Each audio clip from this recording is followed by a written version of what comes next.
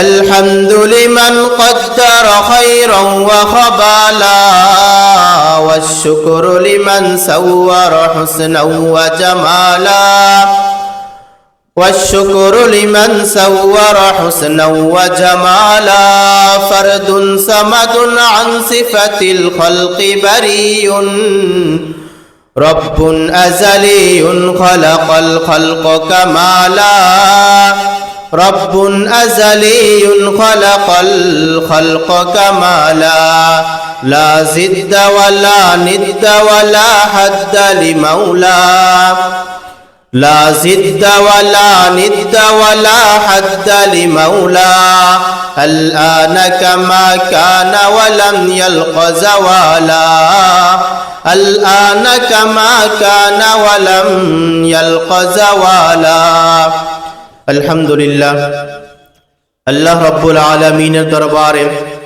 অসংখ্য অগণিত শুকর আদায় করি যে আল্লাহ রাব্বুল আলামিন আমাকে আপনাকে এরকম দামি মাজলিসের মধ্যে আসার এবং বসার কিছু কথা বলার সুযোগ করে দিয়েছেন। এই জন্য সে রব্বি কারীমের দরবারে আমরা শুকর আদায় করি। আল্লাহর হাবিব একবার তার সাহাবী কেরামদেরকে বয়ান করতেছিলেন আর বলতেছিলেন যে ও আমার সাহাবী কেরামরা, দুনিয়ার জমিনের মধ্যে জান্নাতের বাগান কোনটা তোমরা কি জানো?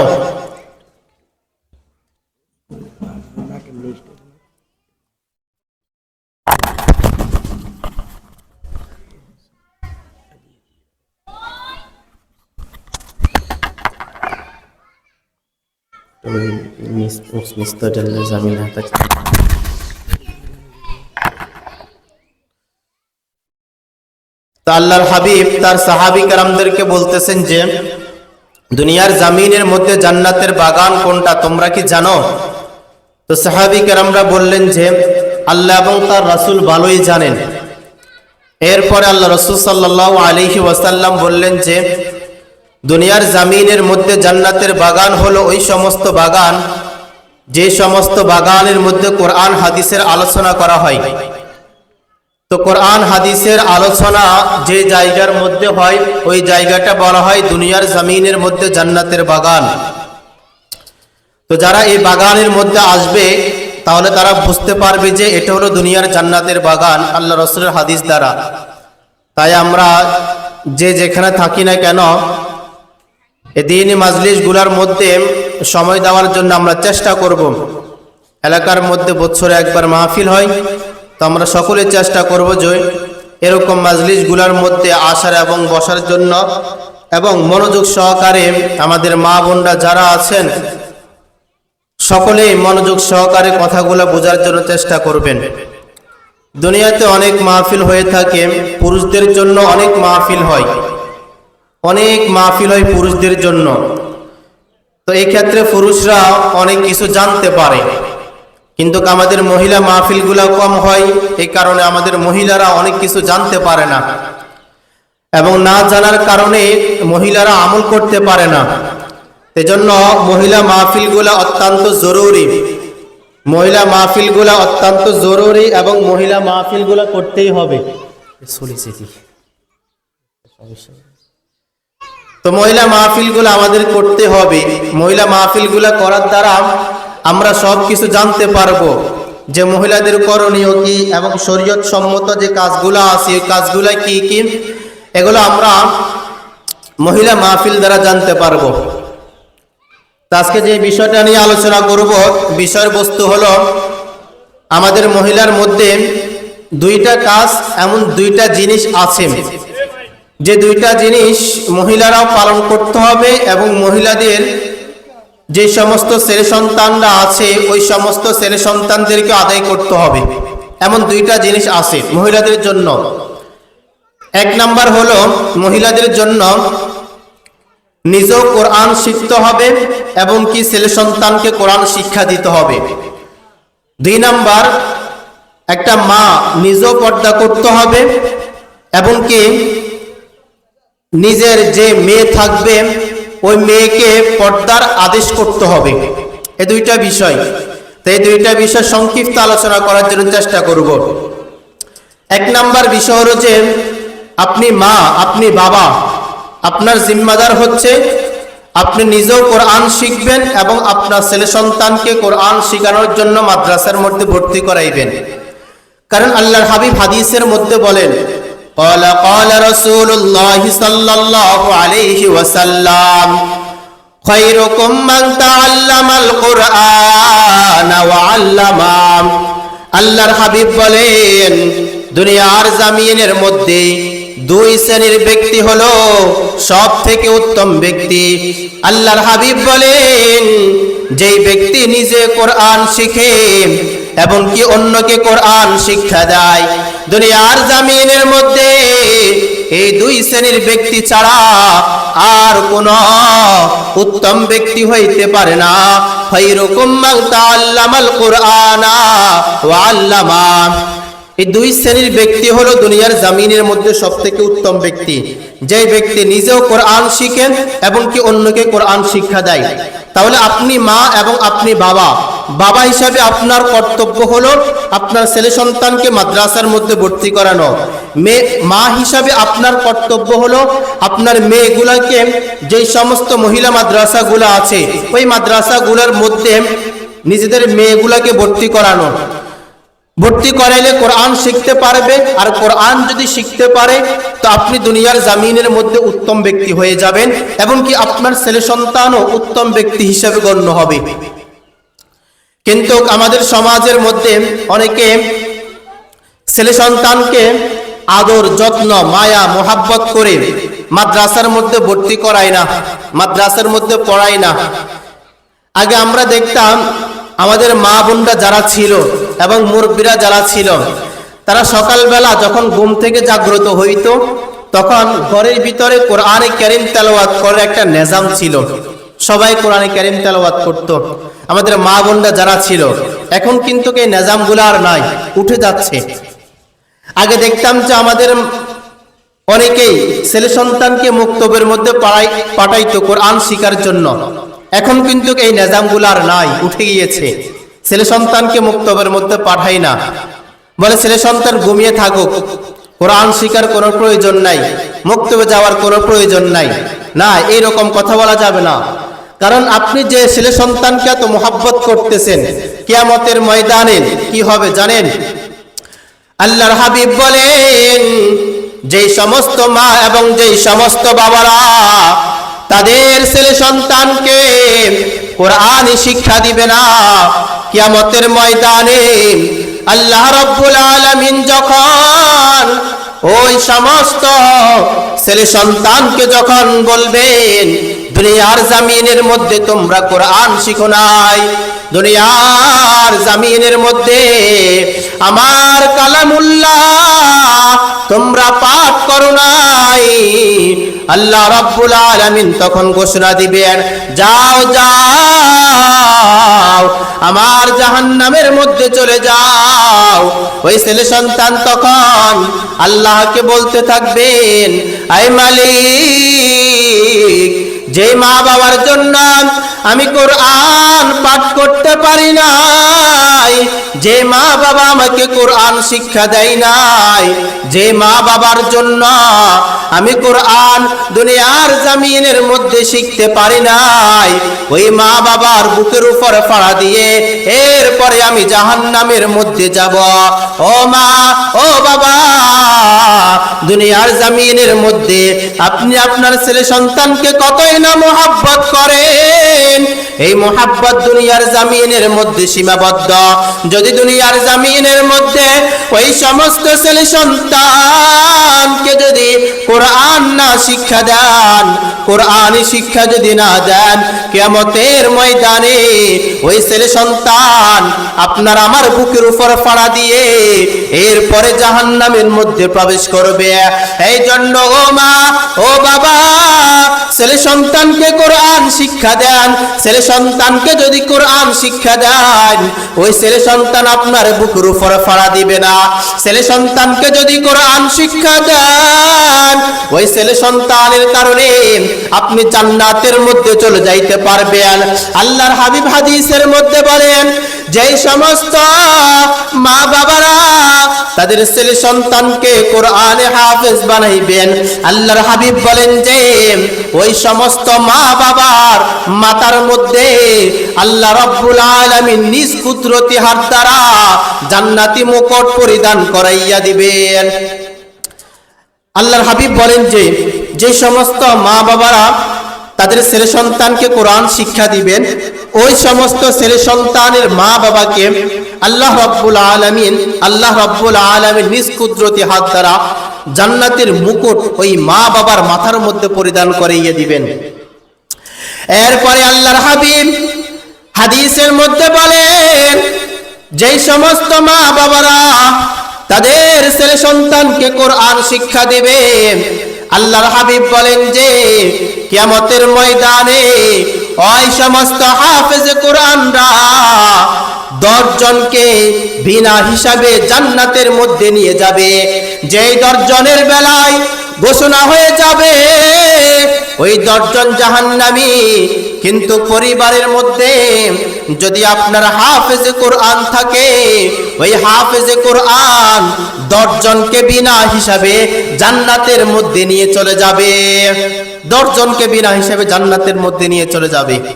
এজন্য আমাদের মা বাবা যারা আছেন তাদের 1 নম্বর করণীয় হলো ছেলে সন্তানকে কোরআন শিখা, ছেলে সন্তানকে কোরআন শিক্ষা দেওয়া।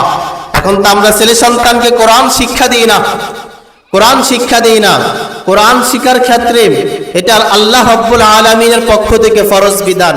আপনি নিজেও পাঠ করতে হবে, ছেলে সন্তানকে কোরআন পাঠ করাইতে হবে, নিজেও শিখতে হবে। মা আপনি কোরআন পাঠ করেন না, আপনি এটা বলে কখনো পার পাবেন না যে আমি আমার ছেলেকে কোরআন হাফেজ বানিয়ে আমি পার পেয়ে যাব না। কিয়ামতের ময়দানে আপনাকে জবাব দেওয়া লাগবে, কারণ কোরআন এটা ফরজ বিধান আল্লাহর পক্ষ থেকে, এটা শিখতেই হবে, বাধ্যতামূলক শিখতেই হবে। বাবারা কোরআন পাঠ করতে পারেন না, কোরআন শিখেন, নিজের ছেলে সন্তানকে কোরআন শিক্ষা দেন। দেখবেন যে ছেলে সন্তান যখন কোরআন হাফেজ বানাইবেন, যখন সেই তারাবির নামাজ পড়ায়, তখন একটা বাবার অন্তরটা খুশি হয়ে যায়, এমনকি মার অন্তরটা খুশি হয়ে যায় যে আমার ছেলে ইমামতি করতেছে, আমার ছেলে তারাবির নামাজ পড়াইতেছে, আমার ছেলে বয়ান করতেছে। তখন কিন্তু মা বাবারা খুশি হয়ে যায়, দুনিয়াতেও লাভ আখিরাতেও লাভ। আর ছেলে সন্তানকে কোরআন শিক্ষা দিবেন না তো ছেলে সন্তান দুনিয়ার জামিনের মধ্যে যখন বড় হইবে তখন কিন্তু আপনার দেখভাল করবে না। কেন? কারণ তার ভিতরে কোরআন শিক্ষা না থাকার কারণে, তার ভিতরে কোরআন শিক্ষা নাই। এই কারণে দেখবেন যে যখন বড় হইবে আপনার দেখভাল করবে না। আল্লাহ রাব্বুল আলামিন আমাদের সমস্ত মা বাবাকে নিজেও কোরআন শিখার তৌফিক দান করুক, নিজের ছেলে সন্তানকে এই রকম মাদ্রাসাগুলোর মধ্যে, কওমি মাদ্রাসাগুলোর মধ্যে ছেলে সন্তানকে যেন কোরআন শিক্ষা দিতে পারে সে তৌফিক দান করো। তো বলতেছিলাম যে মা বাবার জন্য, মহিলাদের জন্য 1 নম্বর করণীয় হচ্ছে নিজের ছেলে সন্তানকে কোরআন শিক্ষা দেওয়া। 2 নম্বর বিষয়, মা বাবা দুনিয়ার জামিনের মধ্যে আছেন এবং কি তাদের মেয়ে ছেলে সন্তান আছে, মেয়ে আছে, তো ওই মেয়েকে পর্দার কথা বলা। 2 নম্বর মহিলাদের জন্য করণীয় পর্দার কথা বলা। আপনি মা, আপনি নিজেও পর্দা করবেন এবং কি আপনার মেয়েকেও পর্দা করার জন্য আদেশ দিবেন, নিজের মেয়েকেও পর্দা করার জন্য আদেশ দিবেন। আল্লাহ রাব্বুল আলামিন পবিত্র কালামুল্লাহর মধ্যে আমাদেরকে জানিয়ে দিয়েছেন। আল্লাহ রাব্বুল আলামিন বলেন ওয়াকরনা ফি বুয়ুতিকুন্না ওয়ালা তাবাররাজনা তাবাররুজাল জাহিলিয়াতিল উলা। আল্লাহ রাব্বুল আলামিন জানিয়ে দিলেন, হে নারী সম্প্রদায়, তোমরা তোমাদের বাড়ির মধ্যে অবস্থান করো, ওই জাহিলি যুগের নারীদের মতো চলাফেরা করিও না। ওয়াকরনা ফি বুয়ুতিকুন্না ওয়ালা তাবাররাজনা তাবাররুজাল জাহিলিয়াতিল উলা। ওই নারী সম্প্রদায়, ওই তোমরা ঘরের মধ্যে অবস্থান করো, ওই জাহিলি যুগের নারীদের মতো রাস্তাঘাটের মধ্যে চলাফেরা করিও না। কিন্তু বর্তমান জামানার মধ্যে দেখতে পাই ওই জাহিলি যুগের নারীরা যেই রকম চলাফেরা করলো, আমাদের সমাজের মধ্যে এমন কিছু মা বোন রয়েছে যারা দুনিয়ার জমিনের মধ্যে এমন ভাবে চলাফেরা করে, তাদের সৌন্দর্যগুলাকে মানুষের সামনে দেখে বেড়ায়, তাদের যৌবনগুলাকে সৌন্দর্যগুলাকে পরপুরুষের সামনে উত্তোলন করে। জাহিলি যুগের নারীরা যেই রকম চলাফেরা করেছে, যেই রকম চলাফেরা করেছে আমাদের সমাজের মধ্যে এমন কিছু মা বোন আছে, তারা তাদের সৌন্দর্যগুলাকে মানুষের সামনে, পুরুষদের সামনে দেখিয়ে বেড়ায়, পুরুষের সামনে দেখিয়ে বেড়ায়। অথচ আল্লাহ রাব্বুল আলামিন বলছেন তোমরা ঘরের ভিতরে অবস্থান করো। তো ঘরের ভিতরে অবস্থান করা মানে কি? তোমরা পর্দার সহিত চলাফেরা করো। কিন্তু এটা আমাদের কয়জন মা বোন করে? হ্যাঁ, মা বোনরা করে না। কেন করে না? কারণ এই সমস্ত বিধানগুলা মা বোনরা তেমন জানে না। আমাদের মা বোনদের মধ্যে একটা প্রচলিত বাক্য আছে, সেই বাক্যটা কি? বলে যে মনের পর্দা হলো আসল পর্দা। নাউজুবিল্লাহ, এরকম কোনো কথাবার্তা বলা যাবে না। মনের পর্দা কখনো আসল পর্দা হইতে পারে না। আসল পর্দা হলো আল্লাহর পক্ষ থেকে ফরজ বিধান, নামাজ, রোজা, হজ, যাকাত এবং পর্দা। আল্লাহ রাব্বুল আলামিন এই সমস্ত জিনিসগুলা মহিলাদের জন্য ফরজ করেছেন। প্রত্যেকটা মহিলা মনের পর্দা পালন করা যাবে না। আপনাকে আল্লাহর পক্ষ থেকে যেই শরীয়ত আমাদের কাছে আসলো, পর্দা ফরজ বিধান, এই ফরজ বিধানটা প্রত্যেকটা মহিলাকে আদায় করতে হবে। কোন মনের পর্দা গ্রহণ করা যাবে না। শরীয়তের যে দিক নিদর্শন আছে, এই দিক নিদর্শন মেনে আপনাকে পর্দা করতে হবে, আপনাকে পর্দা করতে হবে। আল্লাহ রাসূল সাল্লাল্লাহু আলাইহি ওয়াসাল্লাম এক হাদিসের মধ্যে বলেন যে 3 শ্রেণীর ব্যক্তির দিকে আল্লাহ রাব্বুল আলামিন কিয়ামতের ময়দানে তাকাবেন না। 3 শ্রেণীর ব্যক্তির দিকে। এই 3 শ্রেণীর ব্যক্তি কারা কারা? আল্লাহর হাবিব বলেন যে দ্বীনের নবী, মায়ার নবী, রহমাতুল লিল আলামিন, তিনি বলেন আল্লাহ রাব্বুল আলামিন কিয়ামতের ময়দানে 3 শ্রেণীর ব্যক্তির দিকে আল্লাহ রাব্বুল আলামিন তাকাবেন না। 1 নম্বর ব্যক্তি হলো যেই সমস্ত ছেলে সন্তান তাদের মা বাবার সাথে খারাপ ব্যবহার করবে, মা বাবার সাথে অন্যায় কাজ করবে। আল্লাহর হাবিব বলেন যে কিয়ামতের ময়দানে আল্লাহ রাব্বুল আলামিন ওই সমস্ত ছেলে সন্তানের দিকে আল্লাহর রহমতের দৃষ্টি দিবেন না। এরপরে আল্লাহর হাবিব বলেন 2 নম্বর শ্রেণীর ব্যক্তি হলো ওই সমস্ত মহিলারা যারা দুনিয়ার জমিনের মধ্যে পুরুষদের আকৃতি গ্রহণ করলো, ওই সমস্ত নারীর দিকে আল্লাহ রাব্বুল আলামিন আল্লাহর রহমতের দৃষ্টি দিবেন না। 2 নম্বর শ্রেণীর ব্যক্তি হলো ওই সমস্ত নারীরা, ওই সমস্ত মহিলারা যারা দুনিয়ার জমিনের মধ্যে পুরুষদের আকৃতি গ্রহণ করে। পুরুষদের আকৃতি গ্রহণ করে মানে কি? পুরুষদের আকৃতি গ্রহণ করার মানে হলো যে তারা দুনিয়ার জমিনের মধ্যে পুরুষরা যেই রকম ভাবে চলাফেরা করে, শার্ট প্যান্ট এবং কি জামা পরিধান করে চলাফেরা করে, কিন্তু আমাদের সমাজের মধ্যে এমন কিছু মহিলা রয়েছে, দেখেন পুরুষদের ক্ষেত্রে হলো যে টাকনুন উপর জামা পরিধান করবে, পায়জামা পরিধান করবে, আর মহিলারা করবে টাকনুন নিচে। কিন্তু বর্তমান সমাজের মধ্যে আমাদের আধুনিক জমানা হয়ে গিয়েছে, মহিলারা টাকনুর উপরে পায়জামা পরে আর পুরুষরা পরে টাকনুর নিচে।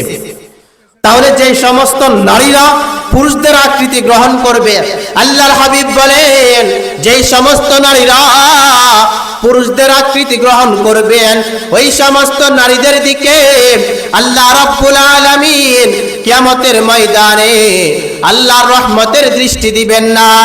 এরপরে আল্লাহর হাবিব বলেন 3 নম্বর শ্রেণীর ব্যক্তি হলো দায়ুস ব্যক্তি। ওই সমস্ত দায়ুস ব্যক্তির দিকে আল্লাহ রাব্বুল আলামিন কিয়ামতের ময়দানে তাকাবেন না। দায়ুস কাকে বলেন? আল্লাহর হাবিব বলেন যেই সমস্ত মা বাবারা তাদের ছেলে সন্তান অবৈধ সম্পর্ক করে, কিন্তু মা বাবা কিছুই করে না, মা বাবা কিছুই বলে না, এদেরকে বলা হয় দায়ুস। ওই দায়ুস ব্যক্তির দিকে আল্লাহ রাব্বুল আলামিন কিয়ামতের ময়দানে আল্লাহর রহমতের দৃষ্টি দিবেন না। তাহলে 3 শ্রেণীর ব্যক্তির দিকে আল্লাহ কিয়ামতের ময়দানে আল্লাহর রহমতের দৃষ্টি দিবেন না। 1 নম্বর যেই সমস্ত ছেলে সন্তানরা মা বাবার সাথে বেয়াদবি করে, দুই নাম্বার হলো ওই সমস্ত নারী সম্প্রদায়েরা যারা পুরুষদের আকৃতি গ্রহণ করে। তিন নাম্বার হলো দায়ুস ব্যক্তি, যেই সমস্ত মা বাবা তাদের ছেলে সন্তান, মেয়ে ছেলে সন্তান, পুরুষ ছেলে সন্তান অবৈধ সম্পর্কের মধ্যে থাকে, কিন্তু মা বাবা কিছুই করে না, কিছুই বলে না, এদেরকে বলা হয় দায়ুস। এরা কখনো আল্লাহর রহমতের দৃষ্টি পাবে না। আল্লাহ রাসূল সাল্লাল্লাহু আলাইহি ওয়াসাল্লাম অন্য এক হাদিসের মধ্যে বলেন, আল্লাহ রাসূল যখন জাহান্নাম মেরাজের রাতে যখন জান্নাত এবং জাহান্নাম ভ্রমণ করেছিলেন, তখন যখন জান্নাতের মধ্যে গিয়েছিলেন তখন দেখতে পাইলেন যে জান্নাতের অধিকাংশ মানুষ ছিল গরিব এবং দরিদ্র। দিনের নবী মায়ার নবী রাহমাতুল লিল আলামিন যখন আল্লাহর হাবিব যখন জান্নাতের মধ্যে গিয়েছিলেন, ওই মেরাজের রাতে আল্লাহর হাবিব যখন জান্নাতের মধ্যে গিয়েছিলেন তখন দেখতে পাইলেন যে জান্নাতের অধিকাংশ মানুষ ছিল ফকির এবং দরিদ্র। এরপরে আল্লাহর হাবিব বলেন, যখন আল্লাহর হাবিব জাহান্নামের মধ্যে গিয়েছিলেন তখন দেখতে পাইলেন জাহান্নামের অধিকাংশ মানুষ ছিল নারী সম্প্রদায়। আল্লাহর হাবিব যখন জাহান্নামের মধ্যে গিয়েছিলেন তখন দেখতে পাইলেন যে জাহান্নামের মধ্যে অধিকাংশ মানুষ ছিল নারী সম্প্রদায়, কারণ অধিকাংশ নারী আল্লাহর জাহান্নামের মধ্যে প্রবেশ করবে, কারণ তারা দুনিয়ার জামিনের মধ্যে পর্দা করে নাই, তারা দুনিয়ার জামিনের মধ্যে তাদের সৌন্দর্যগুলাকে মানুষের সামনে দেখিয়ে বেড়াইলো। এই জন্য আল্লাহর হাবিব বলেন যে অধিকাংশ নারী আল্লাহর জাহান্নামের মধ্যে প্রবেশ করবেন, অধিকাংশ নারী আল্লাহর জাহান্নামের মধ্যে প্রবেশ করবেন। এরপরে আল্লাহর হাদিস আল্লাহ রাসূল বলেন যে আল্লাহ রাসূল যখন জাহান্নামের মধ্যে গিয়েছিলেন তখন দেখতে পাইলেন যে আল্লাহর হাবিব যখন জাহান্নামের মধ্যে গিয়েছিলেন, একটা হাদিস বলে শেষ করে দিচ্ছি, আল্লাহর হাবিব যখন জাহান্নামের মধ্যে গিয়েছিলেন তখন দেখতে পাইলেন যে দিনের নবী মায়ার নবী রাহমাতুল লিল আলামিন যখন জাহান্নামের মধ্যে গিয়েছিলেন তখন দেখতে পাইলেন আল্লাহ রাব্বুল আলামিনের ফেরেশতারা ওই নারী সম্প্রদায়ের বুকের মধ্যে লোহার আংটা লাগাইয়া তাদেরকে আগুনের মধ্যে বাজি করতেছিলেন। আল্লাহর হাবিব জিবরাইল আলাইহিস সালামকে বলতেছিলেন, ও ভাই জিবরাইল, এরা কারা?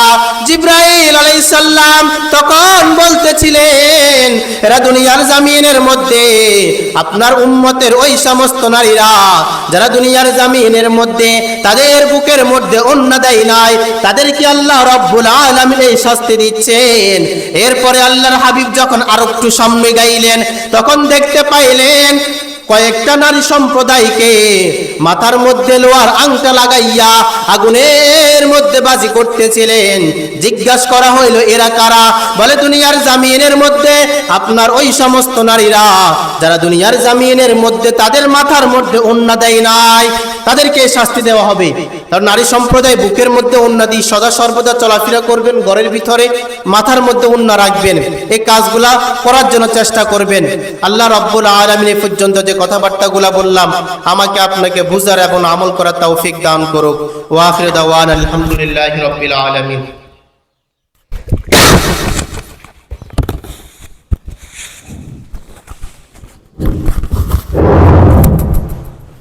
মাশাআল্লাহ।